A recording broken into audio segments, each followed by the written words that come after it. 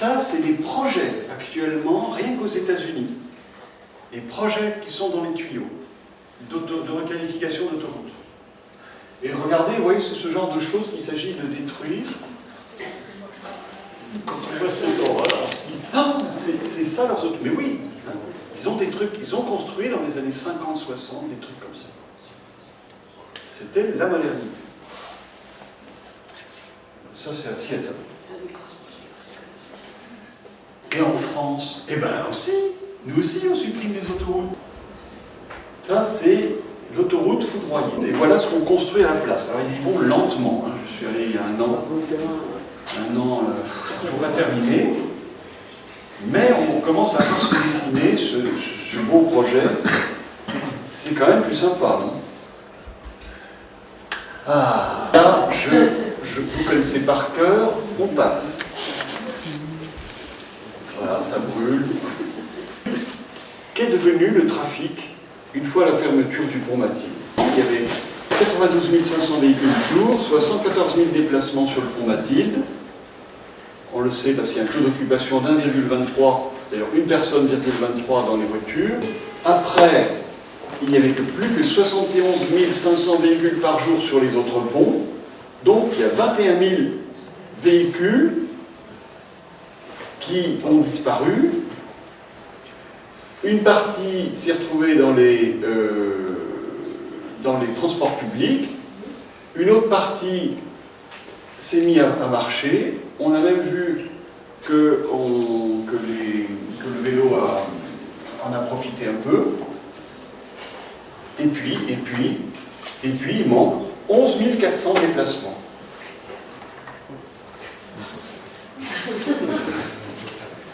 Donc, évaporé. Autrement dit, le cas rouennais n'est absolument pas différent de ce qui s'est passé ailleurs.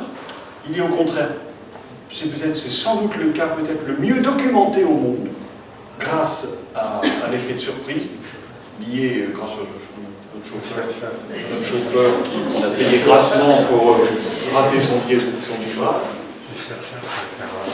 Voilà, et bon, voilà, cet exemple, il est lumineux. Vous voyez, donc, j'invente rien, vous voyez, c'est un constat. On voit que ce n'est pas une théorie. On compte, et puis il en manque 10%, quoi. Alors, la réunion était destinée uniquement à faire ce constat. On a passé 2 heures, bon, c'était impressionnant, il y avait 30 personnes, et l'une après l'autre, elles expliquaient, donc, je ne sais pas, par exemple, il y avait une personne qui s'était occupée d'essayer de comprendre si l'usage du vélo avait augmenté, et il nous expliquait que estimait qu'il y avait 400 déplacements en plus à vélo sur les ponts. Donc on a eu droit comme ça à toute une ribambelle de gens qui ont fait le constat, mais la question n'était absolument pas de comprendre pourquoi. Moi j'étais là tout petit dans un coin, on m'avait vaguement présenté, il y a un chercheur qui s'intéresse au phénomène. Et j'ai demandé la parole à la fin, puis j'ai essayé de placer quelques éléments d'explication, ce que je vous ai donné juste avant. Mais personne ne m'a vraiment écouté, d'abord parce qu'ils considéraient que ce n'était pas le sujet, et puis de toute façon, pour un ingénieur trafic, c'est impensable. Pourquoi? Parce que son modèle est juste, vous comprenez? Il a passé des années de sa vie à élaborer son modèle de gestion de trafic. Que le modèle se trompe, c'est pour lui impensable. C'est juste pas possible. Parce qu'il ne sait même pas ce qu'est un modèle. C'est une représentation simplifiée, je peux le redire 20 fois, de la réalité qui ne décrit donc pas tout. Enfin, il passe à côté forcément de choses. Bon. Alors, depuis, il y a un ouvrage qui est paru, que je vous conseille, je n'ai pas mis dans les bio, d'un certain monsieur Boulot, qui a écrit un ouvrage en 2015 qui s'appelle « La modélisation critique ». Et c'est un bijou. Parce que pour une fois, quelqu'un explique en long, en large, en travers, et c'est un modélisateur qui parle, par quelqu'un comme moi qui ne fait pas de modélisation, moi je ne suis pas crédible parce que je ne fais pas de modélisation. Vous comprenez? Enfin, modélisation du trafic, j'en fais un peu d'autres, mais pas de modélisation du trafic. Et si vous n'êtes pas modélisateur, vous n'avez rien à dire, enfin c'est pas possible que vous ayez quelque chose à dire. Bon, là, passons à la suite. Voilà un autre exemple, c'est la fermeture du tunnel de la Croix-Rousse pour travaux. Bon, donc là c'était prévu, hein, c'est pas fortuit. C'est prévu, il faut le mettre aux normes. Il est où ce tunnel? Il est prêt. Le tunnel de la Croix-Rousse fermé, les automobilistes ont mieux roulé que prévu. Circulation finalement assez fluide, nous dit-on. Okay, donc on voit bien que les modèles de trafic se sont trompés. On a décidé d'en rajouter encore, parce qu'il y avait encore 20 000 voitures jour. Il y a eu jusqu'à 80 000 voitures jour hein, dans les années 80, hein, sur le cours des 50 otages. Avec la réduction du nombre de fils à 2 seulement, plus un couloir bus, il n'y avait plus que 20 000 voitures jour dans les années 90. Et ils se sont dit c'est encore trop. Ils ont décidé de faire une ZTL. Ça c'est un emprunt à l'Italie. Parce que l'Italie, ça fait depuis 1969 qu'une ville étrange, qui s'appelle Ferrare, a décidé du jour au lendemain de fermer le centre historique aux voitures. Ni plus, ni moins. Quoi? Un pays latin qui fait ça? Vous avez compris, hein, on est en Italie, pays latin, très bagnolard, a priori, paraît-il, hein, selon les clichés qui traînent partout. Non, l'Italie, c'est un pays très anciennement urbanisé, qui a décidé de sauver l'urbanité de ses villes, et qui, du jour au lendemain, a dit « Allez, ça suffit, toutes ces voitures, qui gâchent notre patrimoine historique, et surtout notre urbanité, très ancienne, qui date de la Renaissance. » Ils ont dit « Allez, on supprime les voitures du centre historique. » Donc, ça a commencé à Ferrare en 69. Puis plein d'autres villes ont suivi. J'avoue, je suis totalement incapable de vous dire plus sur l'historique, car même les Italiens ne connaissent pas cet historique. J'ai toujours pas trouvé l'historique de l'extension des ZTL. Mais j'ai quand même une autre date, qui est 89. Il y a une loi qui entérine les ZTL, c'est-à-dire qui dit ce n'est plus expérimental, on a le droit de les faire. Et en 89, cette loi qui autorise l'interdiction des voitures dans les centres-villes historiques et même commerçants, cette loi, en 89, il y avait déjà 50 ZTL en Italie. Et aujourd'hui, il y en a des centaines, on ne sait plus. Bref, et quelle taille elles ont? J'ai regardé la taille. Ça, c'est possible de regarder très simplement. Alors, c'est pas rien, parce que, par exemple, à Milan, la ZTL fait 8 km², 800 hectares. C'est énorme, 8 km², et elle est devenue un péage en 2012. À Bologne, à Rome, à Turin, on est à peu près à 300-350 hectares à chaque fois. Ce n'est pas rien non plus. Vous voyez? Donc dans des périmètres assez grands, eh ben voilà, interdit de circuler en voiture, sauf les ayants droit. Et les ayants droit, c'est pas grand monde, c'est 5 fois moins de voitures qu'avant. Et c'est vraiment contrôlé, hein, je peux vous le dire. Vous avez un PV, ils ne rigolent pas. Donc, Nantes décide de faire la première ZTL de France, c'est toujours la seule. Enfin, on a des trucs qui sont équivalents à la ZTL ailleurs. À Bordeaux, par exemple, ça ne s'appelle pas ZTL, zone de trafic limité, mais il y a des lots qui interdisent, qui n'autorisent que les riverains à accéder à l'hypercentre historique, donc c'est équivalent quand même. Bon, bref, en tout cas, toutes ces rues roses-là, c'est interdit aux voitures, sauf les ayants droit, sauf ceux qui habitent sur place, sauf les livreurs, sauf les services d'urgence, bien sûr, les taxis. Vous voyez, c'est ça les ayants droit. Sauf le soir. Et le soir, c'est autorisé en revanche. Il y a plein. Oui. Et oui, hélas. Mais en Italie aussi, hein, il y a des parfois autorisés le soir. Bon, en tout cas, en journée, on respire quand même, et il n'y a aucun contrôle. Donc en fait, c'est pas 5 fois moins de trafic, c'est 3 fois moins de trafic à Nantes, parce qu'il n'y a pas de contrôle. Bah oui, quand on ne contrôle pas, il y a quelques... Il y en a de temps en temps quand même. C'est vrai, tu connais là? Ouais. Bah, j'ai à Nantes. Ouais. Donc il y en a un peu, et on verbalise vraiment? Oui. D'accord. Bon, bah tant mieux. Alors, donc, conséquence suivante. Conséquence, eh bien là encore, on a calculé le trafic, comment il a évolué. Bon, je vous passe les détails. Et on a à peu près, à nouveau, à peu près, enfin, une évaporation du trafic non négligeable. Donc, je vous passe tous les détails, ce serait trop fastidieux, mais j'ai essayé de les reconstituer. Bon, il y a certainement des déplacements évaporés. Combien, ça n'a pas été calculé. En tout cas, c'est sûr qu'il y a de l'évaporation. Le problème, c'est qu'on ne se donne en général pas les moyens de calculer l'évaporation. Parce que c'est compliqué, quoi. Ça demande beaucoup d'énergie et de travail. Allez, un dernier exemple. Il a fait beaucoup parler et j'ai pas mal participé au débat. Et encore, pas plus tard qu'hier, j'ai enfin réussi à faire paraître un point de vue, je ne sais pas si simple que ça, parce qu'en fait, je n'ai pas réagi assez vite. Parce que nous, les chercheurs, on n'est pas comme les journalistes à pouvoir réagir du jour au lendemain, quoi. J'ai réagi au bout d'une semaine. À quoi? Eh bien, à la sortie du rapport du Conseil de la région, le rapport final de la région,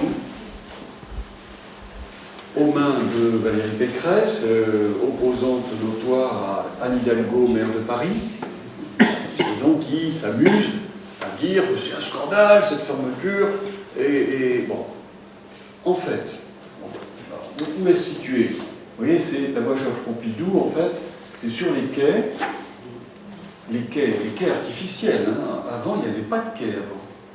Hein, sur la plupart du parcours, c'est donc, une voie en encorbellement au-dessus du fleuve. C'est vu ça? Pas sûr. Et donc ça a coûté très cher. Et ben, l'idée, c'est quand même de restituer ça aux piétons, parce qu'on est dans un site UNESCO. Bon. Donc, fermeture de 3,3 km, de 2 tunnels aussi, hein, mine de rien. Alors, qu'est-ce qui s'est passé? Ben, je vais vous donner des éléments de contexte qui ne sont pas connus du tout.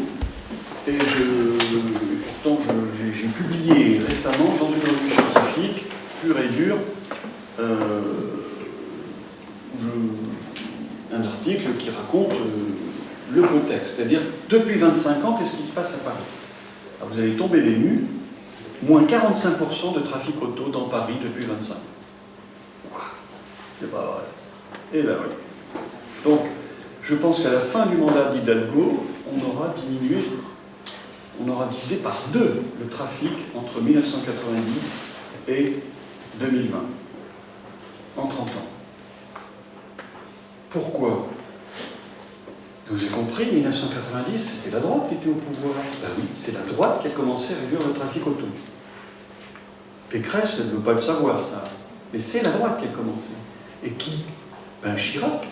Il était aux manettes jusqu'en 95. Comment a-t-il réduit le trafic auto, Chirac? Il a fait les axes rouges, il voulait que Paris roule. Paris veut rouler, on va tous l'aider. C'était le slogan en 1990. Donc, en façade, il disait on va augmenter le trafic auto dans Paris. Et puis par derrière, il a fait un truc horrible. Il a mis des plots, des potelets, on dit des petits poteaux, sur les trottoirs pour empêcher le stationnement illicite. Il a fait ça. Qui aujourd'hui voudrait encore de la situation des années 70, 60-70?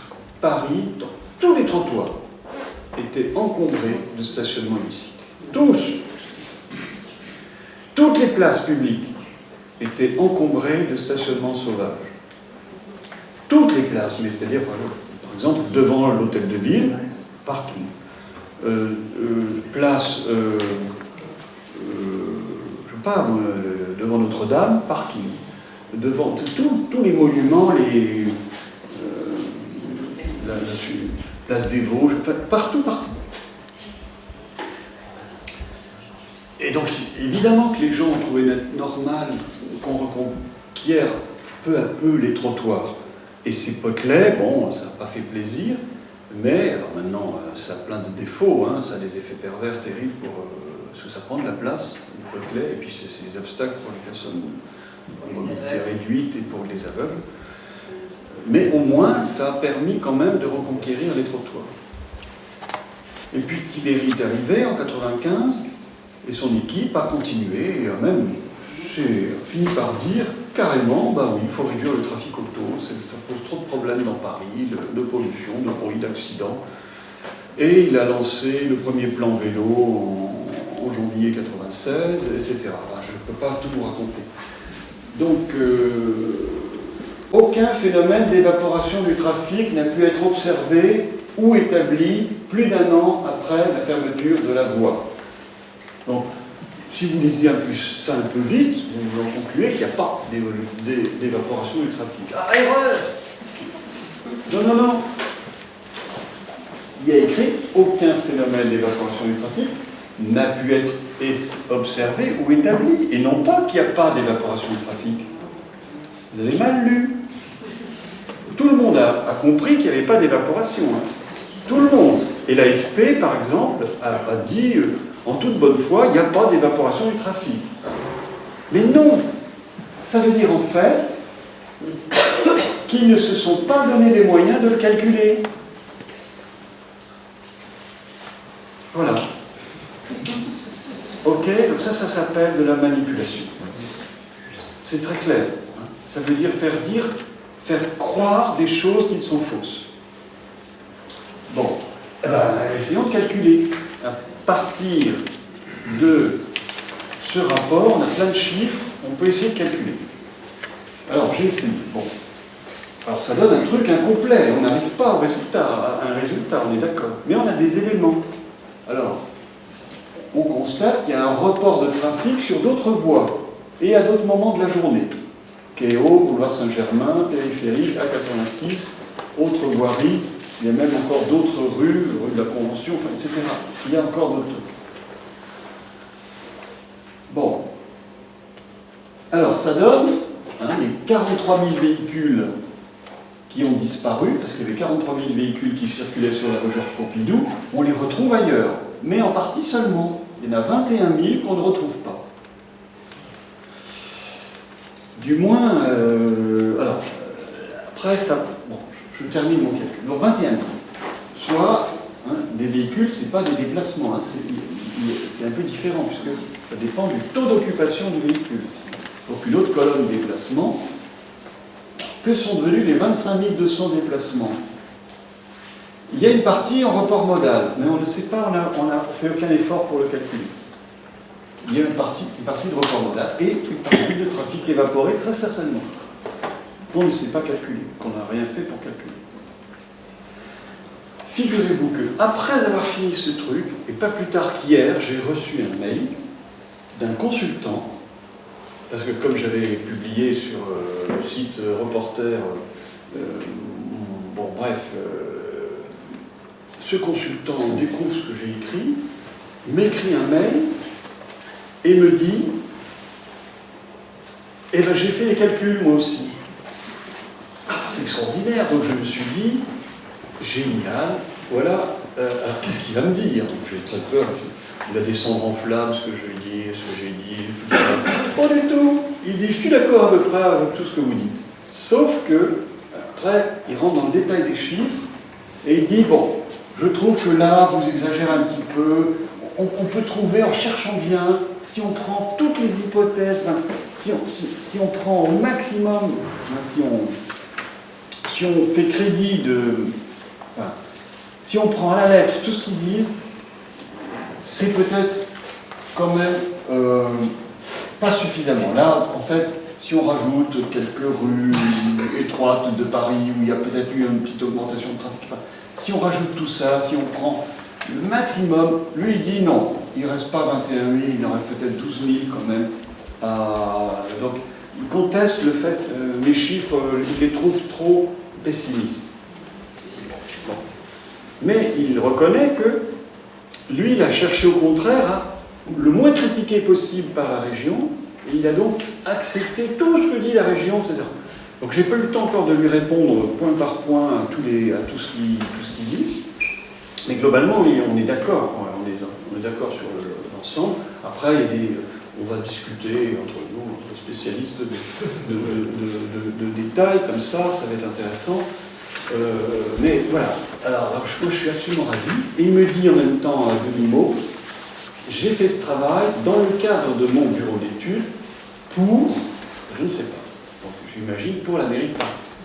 C'est très certainement, qui avait besoin de savoir. Bon. Donc ce bureau d'études, ce sont des spécialistes, que je ne suis pas, moi. Je ne suis pas ingénieur trafic, hein, je suis économiste et urbaniste. Donc, j'imagine que ce bureau d'études va faire un boulot très sérieux. Bon. Mais en même temps, irréprochable, c'est-à-dire en prenant des hypothèses qui sont impossibles à critiquer par la région. Alors que moi, mon truc, bon, c'est plus critiquable. Mais j'ai quand même bien lu le truc, et je sais pas, à un moment ils disent la 86 a absorbé plein de trafic. Quand on regarde la carte, tout ça, c'est impossible. Et puis, il y a un truc que toutes ces études ont oublié, que figurez-vous qu'on est en plein boom économique en Île-de-France, depuis cette dernière année. Et donc, une partie de la hausse du trafic, sur l'ensemble des voies, est simplement liée à la hausse de l'activité économique. Comment faire la part des choses, mais c'est très compliqué. Les modèles se trompent, les modèles de trafic se trompent. Il y a plus de souplesse que l'on croit dans l'évolution du trafic. Les gens, vous, moi, on est capable de s'adapter plus que ne pensent les ingénieurs trafic à l'évolution de la situation. À court terme déjà, et encore plus à long terme. Voilà ce qu'on peut conclure. En fait, il faudrait tenir compte d'un tas de choses, des modes de déplacement autres que voiture solo et transport public. En général, on oublie le covoiturage, on oublie le vélo, on oublie la marche. La stratégie de localisation des ménages et des entreprises, c'est-à-dire des activités, mais en général pas du tout prises en compte. Il y a en fait les pratiques sociales, les modes de vie, hein, comment les modes de déplacement sont liés aux modes de vie, ça tout le monde oublie. Et puis, voilà, je crois, puis de toute façon, il y a une tendance lourde qu'on voit même en périphérie, c'est qu'on veut tous, en général, plus d'urbanité. L'urbanité, qu'est-ce que c'est? Le plaisir de vivre en ville, enfin, de vivre dans des conditions environnementales et d'environnement et de rencontres, enfin, plus agréables. Voilà, c'est ça qui intéresse le plus. Dernière partie, troisième partie, finalement, qu'est-ce que ça amène? Donc, je vais détailler un petit peu ce que je viens de dire en très peu de mots, cette histoire d'urbanité. Je vais utiliser des mots que vous comprenez. Mais à vrai dire, est-ce qu'un accident, c'est une nuisance? Au sens large, oui. Vous voyez, donc, je vais utiliser ce mot nuisance parce qu'il est plus facile à comprendre et dans un sens très large.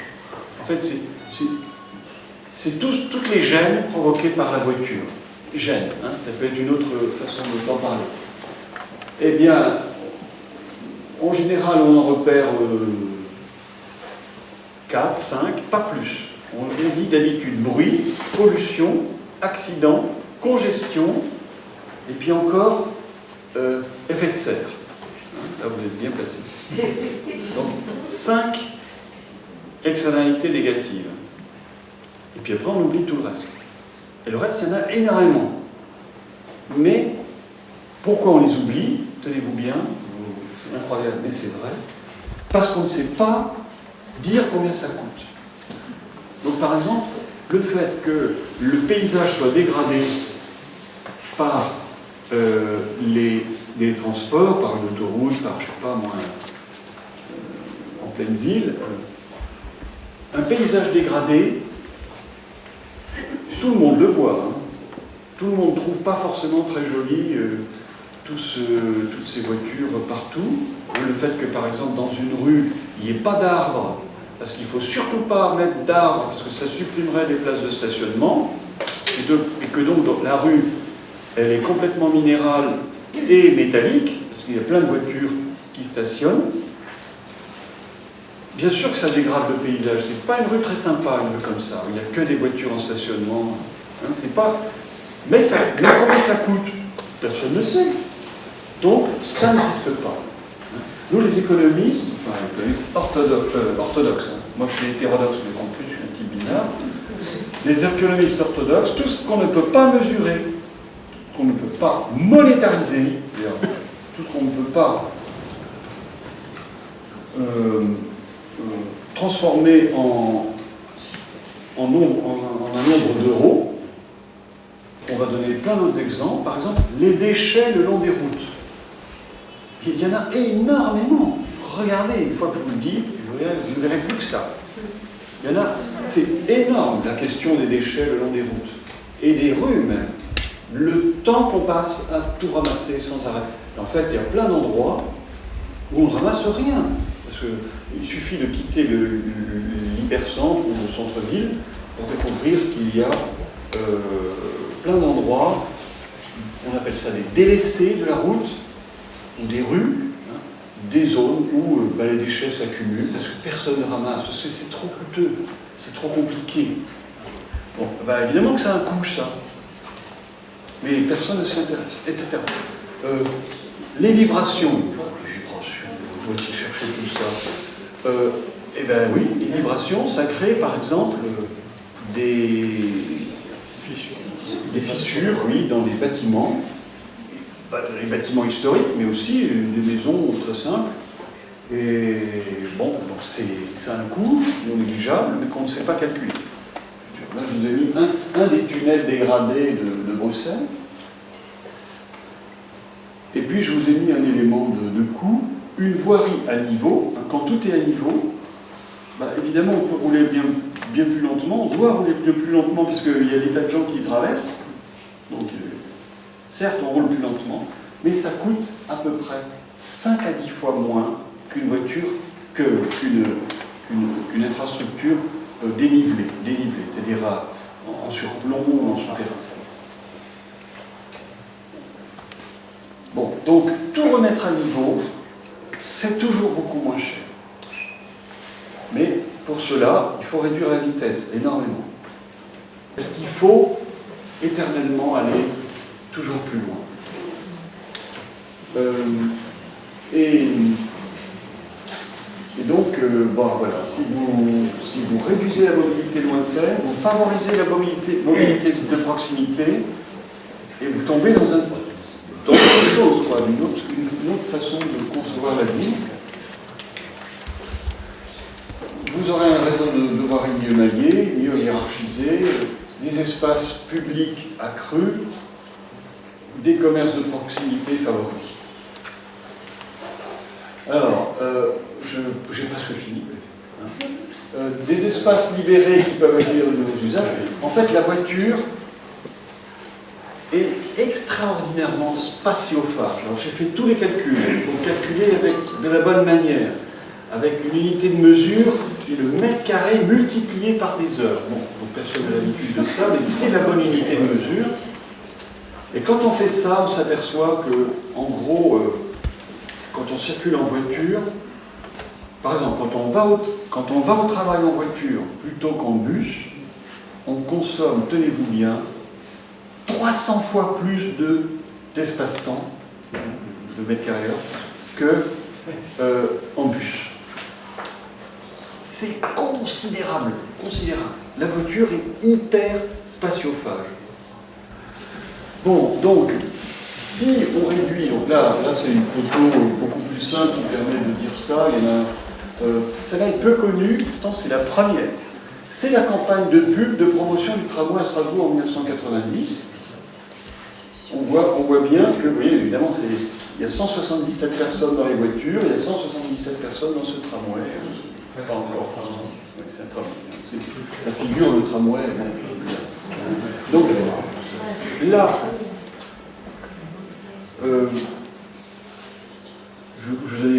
En discutant là tout à l'heure, on avait un exemple qui était extra, enfin, j'avais en tête tout d'un exemple. À Paris, il y avait assez de stationnement en souterrain pour pouvoir supprimer le stationnement de surface du jour au lendemain. Vous pouvez supprimer toutes les places de stationnement en surface pour obliger les gens à utiliser mieux les parkings, qui sont complètement sous-utilisés, les parkings souterrains. Et dans ce cas-là, vous doublez la surface des espaces publics dans tout Paris. On n'est plus à la construction de nouvelles infrastructures. C'est dépassé. Bon, je sais que ici, c'est pas forcément... mais vous n'êtes pas les seuls. Hein. Mais à la reconversion des anciennes infrastructures en espace public, en équipement, en logement, en service, c'est ça qu'il faudrait faire. C'est vers là qu'il faudrait s'orienter. Et donc anticiper plutôt que subir le déclin des infrastructures et finalement favoriser l'urbanité, ça devrait être ça notre objectif. Voilà, je vous remercie. Je pense que vous avez tous saisi le sens du travail scientifique et universitaire que mène Frédéric Guérand. Et j'aimerais quand même faire la liaison à la réalité du territoire parce que au-delà de l'aspect strictement intellectuel et passionnant de ce qui nous a été présenté ce soir, il y a une réalité, c'est celle des ingénieurs trafic qui rendent des arbitrages sur notre territoire qui défont le partage de l'espace public. Et pour ça, je vais prendre par exemple un exemple que connaît très bien Cyril Moreau, vice-président en charge de l'environnement à la métropole ici présent, qui est celui de T4. T4, c'est une nouvelle ligne de transport en commun qui lie en gros le Zénith au Boulingrin. En 2014 est soumis à l'enquête d'utilité publique un projet de gabarit avec 2 voies centrales du bus, des voies de circulation automobile et des aménagements cyclables de chaque côté. On peut y passer des heures. Et puis, peu à peu, les ingénieurs trafic vont arriver et vont dire « Ah oui, mais là, regardez, il va manquer le report pour 300 véhicules. Ah oui, mais donc on va rajouter une file de tournée à droite. Ah mais là, regardez, il va manquer 500 par rapport aux mesures de trafic à tenter le projet et après le projet. Ah, il faut rajouter une file de trafic. » Et la conclusion à laquelle on arrive, c'est que sur l'ensemble du secteur rive droite, c'est-à-dire du pont de pied de Guillaume Le Conquérant, enfin plus précisément au sud de Boulevard des Belles jusqu'à Boulingrin, eh bien il n'y a plus de pistes cyclables. C'est le travail que nous faisons avec l'association Sabine.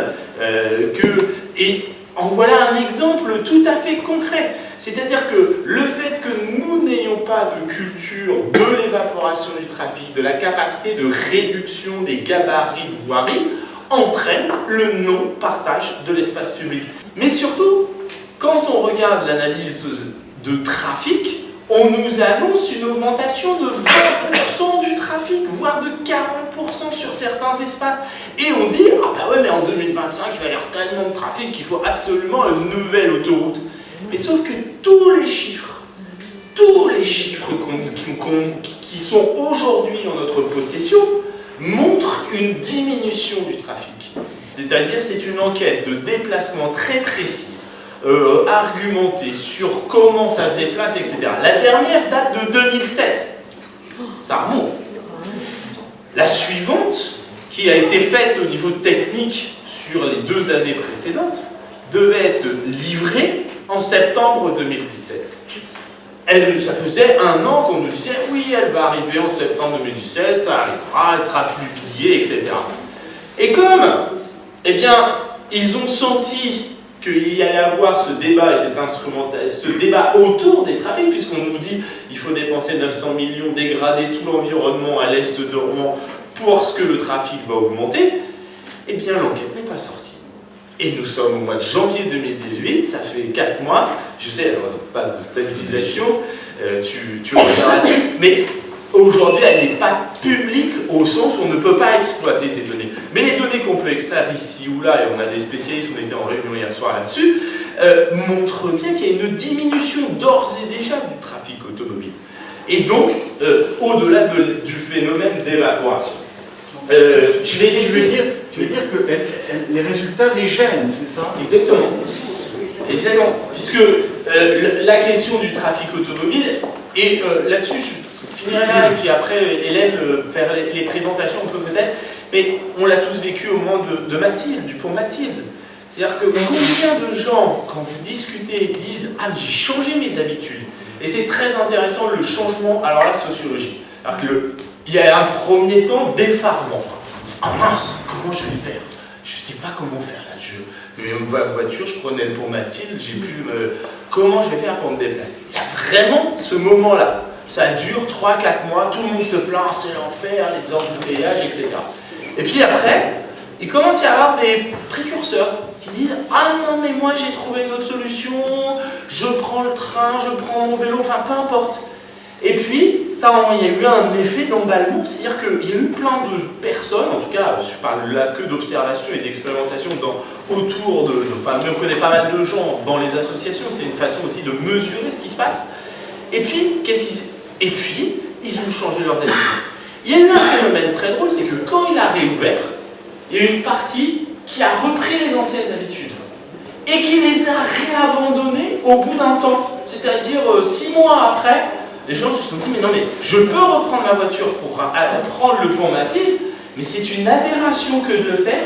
Finalement, j'étais pas mal sans ma voiture dans mon mode de déplacement alternatif, je lâche ma voiture.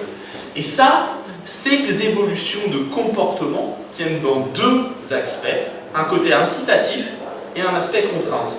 Un aspect où on va pousser nos concitoyens à faire autrement, et puis un aspect où on va leur empêcher de vivre leur facilité automobile de façon un peu contrainte. Alors, Hélène va vous faire un peu de présentation de quelques arguments sur le vélo. C'est une conférence qui a été organisée à la fois par l'association Éco-Cercle et l'association Sabine, qui défend la circulation à vélo sur la métropole. Et donc qui combat quotidiennement pour tenter de défendre le plus possible les circulations douces sur le territoire de la métropole. Et c'est pas facile à Rouen, parce que Rouen a un retard considérable. Partout les métropoles s'y sont mises, Bordeaux, Grenoble, Lyon, Nantes, voilà, Strasbourg et Paris, on en a beaucoup parlé. Mais à Rouen, on est super en retard. Et en plus, c'est encore plus difficile, c'est qu'il y a un très grand décalage entre un discours officiel qui est pour l'abaissement de la vitesse, ville respirable, etc. Donc, et des petits vélos dessinés partout sur les outils de communication, et finalement des arbitrages politiques qui sont faits.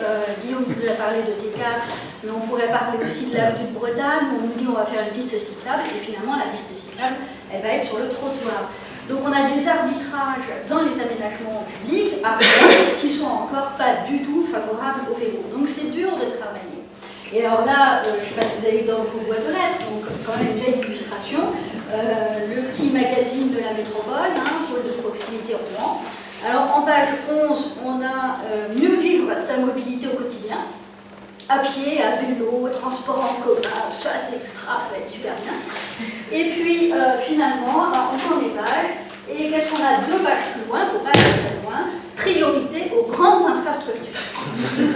Alors c'est quoi? Eh bien on lit le contournement est de Rouen, et alors moi je trouve ça quand même formidable, parce que le contournement est de Rouen permettra notamment d'aller vers une métropole plus apaisée. Donc voilà, on va avoir un autoroute qui va permettre d'avoir une ville plus respirable et plus apaisée. Alors moi, un autoroute qui rend les choses plus respirables, quand même, c'est la communication. Donc on a voilà, un grand décalage. Alors moi, il y a beaucoup de travail à faire, donc ce serait bien qu'on soit le plus nombreux possible et donc nous rejoindre dans les associations qui militent, parce que c'est pas ça. Alors parmi nos chevaux de bataille, bien sûr, on essaye, n'est-ce pas Cyril Moreau, d'avoir discuté en amont des projets, être entendu. Alors c'est vrai que parfois on participe à la concertation, sauf qu'en réalité ça devient plus une information qu'une concertation. Donc il y a beaucoup de progrès à faire à Rouen. Voilà, donc rejoignez-nous. Je suis censé faire les propositions des faits de serre toi-même. Je vais centrer très vite sur la nécessité de parking de délestage, de transport en commun, de vélo, etc. Évidemment de lutter contre ce projet qui va absorber 66 millions de financement que sur métropolitain. C'est la part de la métropole, c'est quand même 66 millions d'euros, ce qui est énorme en matière d'aménagement. Nous, on défend, par exemple, sur le projet T4, on défend un aménagement qui est atténuant du réchauffement climatique en milieu urbain, dit îlot de chaleur, pour pouvoir créer des zones ombragées, etc., sur les étés qui vont se démultiplier.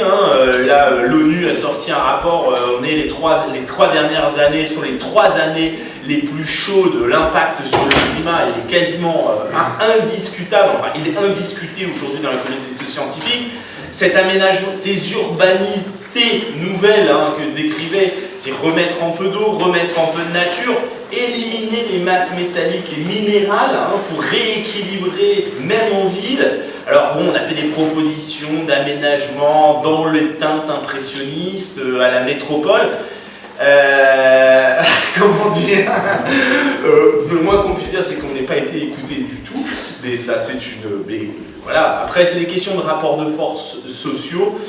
On propose aussi, par exemple, un sujet qui nous semble important, c'est des conseils en mobilité, à l'image de ce qui a pu se faire il y a 10 ou 15 ans, sur la question thermique, du bâti thermique, de l'isolation, des systèmes financiers pour isoler son logement, ou des systèmes techniques, etc. On pense qu'un conseiller en mobilité qui analyse vos besoins de mobilité, et qui connaît les horaires de la SNCF, les prix des locations en vélo, ah ben non il n'y en a plus, mais de la possibilité des bus, enfin de tous les systèmes alternatifs, peut vous dire, un jour sur 2, vous pourriez prendre le bus sur tel secteur et puis finir en vélo pliant, ou vous prendre un peu de voiture, vous garer sur tel parking de délestage et finir avec le bus, ça vous coûterait tant de moins par an, etc. Ça, c'est ce qu'on appelle du conseil en mobilité aux habitants. Ça n'existe absolument pas ici. Quand on veut changer ses mobilités, on est obligé de se débrouiller tout seul. Et c'est une vraie jungle, la question des mobilités. Le coût, tout ça, c'est très difficile de mesurer et d'essayer. Et c'est une des grosses revendications des faits de serre toi-même. Et on a vraiment, là-dessus je rejoins complètement Hélène, on a vraiment besoin de créer du rapport de force sociale. Les derniers arbitrages qu'on a perdus, c'est quand même face au lobby voiture qui est dissimulé dans les commerçants, on ne sait pas trop où, chambre de commerce, c'est comme sur le contournement Est, on est en première ligne sur ce sujet, et on peut dire qu'il y a quand même des forces très minoritaires, je suis désolé de le dire, mais c'est un peu une forme d'oligarchie politique et économique, mais là, on comprend, c'est difficile de percevoir qui veut vraiment ce projet, à part Frédéric Sanchez et M. Morin et M. Martin, mais les 3 présidents des collectivités locales qui financent ce contournement, la Chambre de commerce et d'industrie, mais après, il n'y a pas grand monde derrière. Et l'expression de ces rapports de force, dans la construction de la citoyenneté, et je suis désolé, mais nous on en est là, et hier on a eu un exemple magistral historique à travers l'arrêt de l'aéroport de Notre-Dame-des-Landes qui est lié à une bataille citoyenne, et bien c'est ça qu'il nous faut reproduire, alors en contre, mais aussi en positif, parce qu'on veut porter des choses positives. Je crois que Cyril avait envie de dire quelque chose sur l'enquête ménage-déplacement. Je vous rassure, je ne suis pas là pour défendre les projets de la métropole, mais donner 2 éléments chiffrés qui viennent illustrer le débat. Le premier sur le contournement Est, qui a été basé sur les scénarios établis par les services de l'État. Les services de l'État étaient basés sur une augmentation du trafic automobile de 2% par an. On vous a parlé tout à l'heure d'enquête mobilité déplacement, donc il reste un sondage, mais un sondage quand même fait sur 10 500 personnes, donc ça commence à être des choses assez sérieuses, on doit normalement se rapprocher de la réalité. Et on constate qu'entre 2007 et 2017, le trafic globalement est stable et en diminution de 1% par an les dernières années. Donc 10 ans x 2, 20%, la réalité c'est stabilité, voire diminution. C'est quand même assez inquiétant. Et c'est aussi, je ne vais pas être trop long, inquiétant, puisqu'on va certainement faire une concession. et que le concessionnaire pourra dire ensuite à l'État, regardez, il n'y a pas les voitures qui sont prévues, veuillez payer le déficit de la concession. Et ça, c'est un autre scandale. Par rapport à l'évaporation du trafic, alors il y a du cousinage, mais je donne des chiffres qui sont très intéressants. Les boulevards, il y a eu un débat politique que les écologistes ont perdu, dont je fais partie, qui disait faisons des boulevards les 2 fois une voie. À ce moment-là, les techniciens ont fait des simulations. Alors moi, j'ai posé la question aux techniciens qui nous accompagnaient, donc des cabinets extérieurs, qui nous ont dit écoutez, si vous me demandez de vous fournir des chiffres du modèle, les modèles vont vous dire qu'on ne peut pas réduire les voies. La seule façon qu'il y a de réduire les voies, c'est qu'il y a du courage politique de dire on fait ça et ensuite ça s'adaptera. Les données qui ont été mises dans les moteurs nous ont dit que le nouveau transport en commun devrait réduire de 15% le trafic. Là, vous avez des travaux qui sont faits pour l'eau et on constate que, alors que le nouveau transport en commun n'existe pas, la réduction du trafic réel est de 30% actuellement. Tout de suite. Donc 30% de réduction actuellement en réduisant les voies plus 15% de transport en commun, ça veut dire qu'on aurait pu faire 2 fois une voie. Et non pas 2 fois 2 voies. Alors avant c'était 2 fois 3 voies au boulevard des Belges. Donc il y a quand même un progrès, mais vous voyez la difficulté. Alors après, je dis ça, la responsabilité, elle est politique. Hein, je ne suis pas en train de dire, il y a un complot des méchants, ingénieurs, etc. Mais comme ça a été rappelé, les hommes politiques, ils n'aiment pas trop perdre les élections. Donc, dans le même temps, vous avez un combat très fort des commerçants sur vous nous assassinez en faisant 2 fois 2 voies. Et quand les techniciens disent mais non, si vous faites ça, tout est bloqué, et ben c'est courage, fuyons. Mais on voit bien ce que disait tout à l'heure Guillaume, s'il n'y a pas la même pression sociale que les commerçants en disant on veut 2 fois une voie, on veut reprendre nos villes, on veut reprendre notre place, on veut notre qualité de vie, et ben les politiques pilotes automobiles, ils disent on va faire le scénario médian où on améliore un peu la situation et on ne se fait pas lâcher. Voilà. Ah bon, les écarts sont encore bien plus importants que vous dites, pas sur le coût d'usage. En fait, le vélo coûte plus cher à utiliser au kilomètre parcouru que l'on croit, et la voiture moins cher que l'on croit. Hein, désolé de vous dire ça, non, ça ne va pas dans le sens de ce qu'on dit ce soir, mais c'est vrai, hélas. C'est-à-dire qu'en fait, la voiture, c'est pas si cher qu'on pense. En revanche, le coût des infrastructures, lui, les écarts sont bien plus grands que ce que vous dites. C'est-à-dire que les infrastructures cyclables, c'est 30 fois, 50, 100 fois moins que les infrastructures routières. Moi je dirais plutôt l'inverse, c'est-à-dire la route pour la voiture coûte 50 fois plus cher que le vélo. Comme vous voulez. Non, parce que quand on fait des économies, en tout cas, on ne le regarde pas de la même manière. Si vous voulez, l'économie, c'est surtout les collectivités qui la feraient. Et donc nos impôts, hein, bon, parce que c'est quand même nous qui payons le... Bon, mais c'est l'avantage des modes alternatifs à la voiture, il est surtout intéressant pour les collectivités. Elles finissent par s'en rendre compte. Elles seront obligées de s'en rendre compte, parce que les budgets se tarissent, et il faudra bien faire avec le peu qu'on a. Une question, c'est la question du lien entre le trafic automobile et l'économie. Puisque, empiriquement, on constate quand même qu'il y a une absence de lien, c'est triste à dire, mais par exemple, quand on va à Charleroi, c'est la ville qui a fait tout ce qu'il fallait pour, selon les pros automobiles, pour son développement. À Charleroi, vous avez un contournement routier qui fait tout le tour de la ville. Vous avez un beau boulevard qui fait le tour du centre. Vous avez des beaux espaces de parking. Et pourtant, on va dans le centre-ville. J'y suis allé un lundi. Le lundi, il n'y avait rien d'ouvert. Le néant. Alors que Charleroi est une ville qui est aussi grande que Rouen.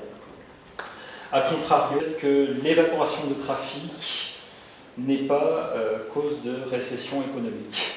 Ça, mesurer, c'est par exemple les gains de temps, qui sont en fait complètement factices, parce qu'on ne gagne jamais du temps, on en profite pour aller plus loin, en réalité. Si c'était vrai que toutes ces infrastructures faisaient gagner du temps, vous vous rendez compte depuis 50 ans, avec toutes les infrastructures qu'on a faites en France, pour toujours gagner du temps, c'est par le gain de temps qu'on évalue leur efficacité, Aujourd'hui, on se déplacerait, on passerait un temps dérisoire à se déplacer. Le centre-ville est passé, qui est dans la place du commerce, a été interdite aux voitures. Il y avait des banderoles, mais sur tous les commerces autour de la place du commerce. On nous tue, on nous assassine, on nous étrangle, on va crever, etc. Pour venir 2 ans après, il y a des terrasses de café partout, c'est blindé de gens à pied, qui discutent tout à l'âge, etc. Voilà. Chaque commerçant a très peur que l'autre commerçant en profite plus qu'eux. En fait, ils voudraient qu'ils soient dans un environnement où rien ne bouge, pour pouvoir récolter le mérite, le seul mérite de leur application dans leur commerce, parce qu'ils bossent comme des fous, quoi. Bon, donc, si on change quelque chose à l'environnement, si on modère le trafic, si on installe un tramway, enfin que c'est, n'importe quoi, ils se disent ah, mon concurrent risque d'en profiter plus que moi. C'est que, notamment, il peut y avoir des mutations de cases commerciales en fonction de la voirie devant la case. C'est-à-dire que la case, elle va devoir changer, elle va devoir s'adapter. Assez peu de fonds publics d'accompagnement de ces mutations. Donc les gens se sentent seuls et abandonnés par la puissance.